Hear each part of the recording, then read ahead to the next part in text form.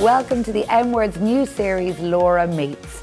In the first episode, we're going to be talking to psychotherapist and author Stella O'Malley.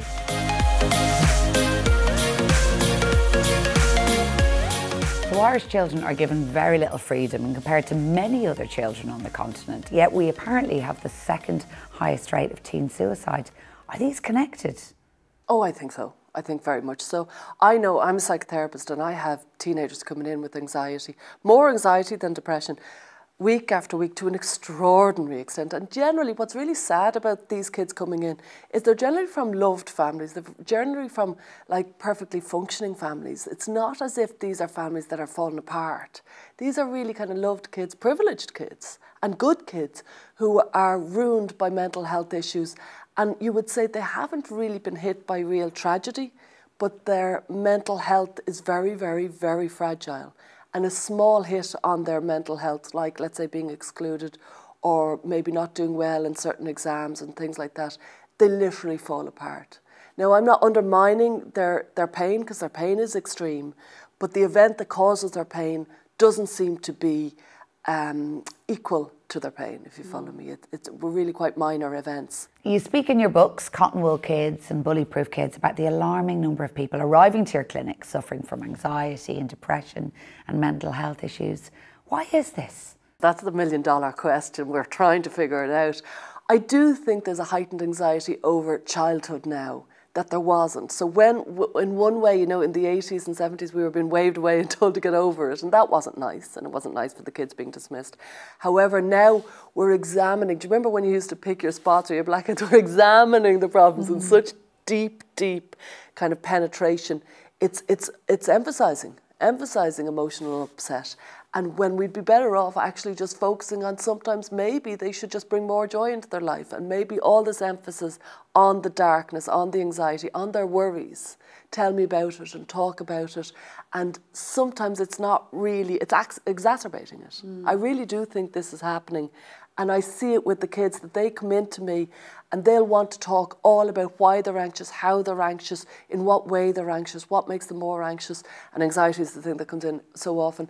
And actually very, very often when I start talking about the joyful things, they're kind of blinking at me going, and they're a little bit disorientated because they're not used to talking about the fun and the joy. And I kind of send them away with tasks to focus on that. And it might seem kind of simplistic, but it's actually incredibly therapeutic. You can't give too much attention to the darkness all the time and to the upset all the time.